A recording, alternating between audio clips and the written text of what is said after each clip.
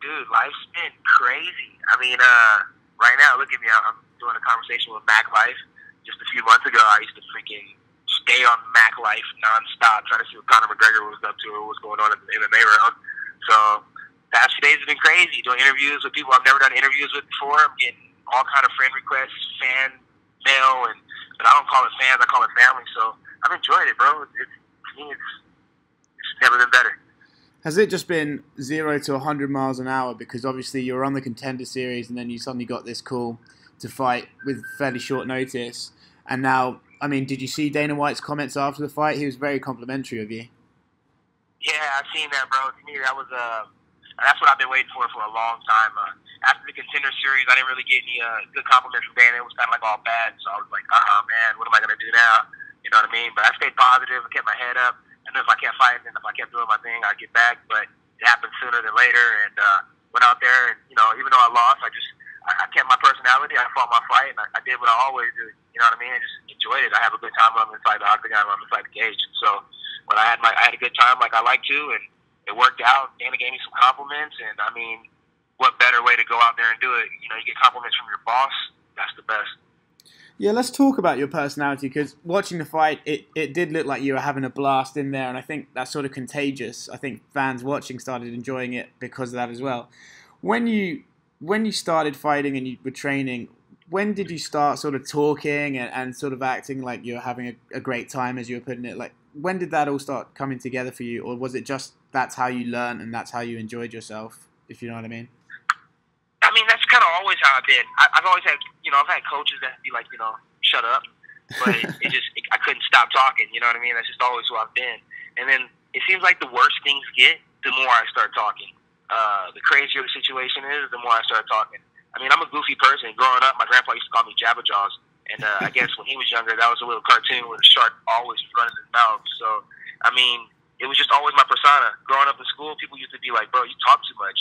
So, I don't know, it just never stopped. And, when I get inside the fight, it's like, what better way to fight than just enjoy myself? I'm out here talking to the guy, trying to see what he's thinking. And 9 times out of 10, it throws you out of your game. And if you can't handle the conversation while we're fighting, then, you're definitely going to get knocked out. And I enjoy it.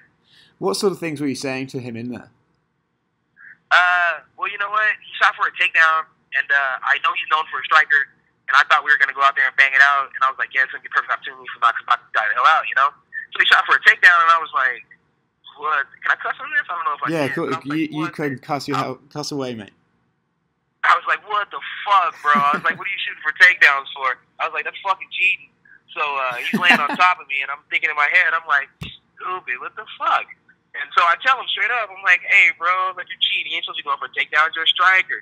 And I'm thinking, the guy don't speak English, so he won't say anything to me. And he's like, no, man, you move too much. He said, if this MMA, and he takes you down. And I was like, all right, bet, fair game. So, my submissions didn't work for a second. So he started throwing these hard strikes, and a few of them missed me, and then a couple of them started landing. And I was like, yo, bro, what are you trying to do? You trying to knock my fucking head off or what?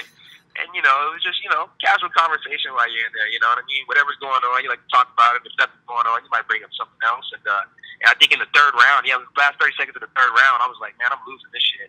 So I was just holding on to him, and I was like, hey, I got an idea. How about you don't move, I don't move.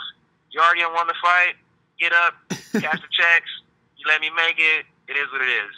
And he was like, okay. In the last 10 seconds, and he heard the bell. I guess it was instinct. He hammer fist me. And I was like, whoa, that's cheating, bro. Don't do that. And so it was just, trying to get some good mutual agreements in there. Trying to have a good, fun time, trying to see where his head was. Trying to see if I could take him out of his game plan, take him out of his element. But he stayed strong. He was mentally tough.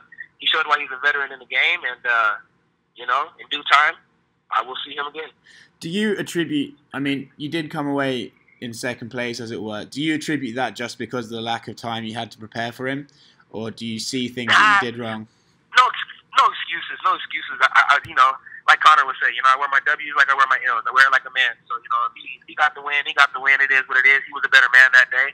I'm not going to sit up here and say he's a better man every day. The man showed up and not the bum. Sometimes he's a bum. Sometimes he shows up as a full-blown killer. He showed up as a killer, but he couldn't kill me. So I will be back. I have some other people in the division that I'm going to have to run through, but he's top 15, and I got a strong feeling in my mind the way the division's sharpening up. He's going to be top 5 to top 10 real soon. So when my time comes, I'll be looking forward to putting him on the other side of the ass whooping, giving him some stitches, and you know, making it happen.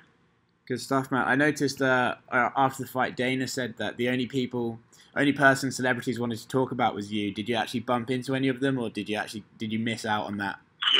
Yeah, bro. I bumped into Star-Lord right before it was time for me to fight. So I guess his name is really Chris Pratt, and I didn't know that. I just know him as Star-Lord because, you know, I'm into comic books, and I'm into DC, I'm into Marvel, I'm into all that stuff. So everybody was like, nah, bro, his name's Chris Pratt. And I was like, nah, Star-Lord. So, you know, he called me Texas, and I was thinking in my head, I'm like, hey, I'm not from Texas, bro. I'm from California. I just trained in Texas. You know, I just live out there. But, you know, I guess he had every right to call me Texas because I call him Star-Lord. But at the end of the day, I didn't care, bro. I met Star-Lord, and he's an OG in the Marvel Universe. So any day, any time, bro, I'll take Texas from Star-Lord. That is just, to me, that's fantastic. That's good stuff, man. So Dana obviously wants you back in there. Do you have like a time in your head you'd like to get back in? You know what, man? I'm healing quick. I'm feeling good. I'm feeling fantastic. I'm feeling on top of the road. I like money because I like to spend money. I don't know if anybody got a picture of that pinky ring, but the pinky ring was bling. So I got Ray-Bans on right now. I just had on Versace about like 30 minutes ago, but I like the way they fitted on the face of the stitches. So yeah, man, I'm looking to get right back in there. I mean, if I can get in there on the October 6th card, I'm hoping they do it in Vegas. I got some people in Vegas and stuff like that. I fought out there for the Contender Series one time in Vegas, did a marvelous job. If I can get on a Conor card, that'd be freaking amazing. That's Red Penny Night, right? So if I can't get that, then I know they got another card in November, and my birthday's in November, so I really would like to get another fight in before I turn 26. To be honest with you, bro, I'm trying to get like 4 or 5 more fights in before the UFC video game comes out because I don't want my character to suck. That's awesome.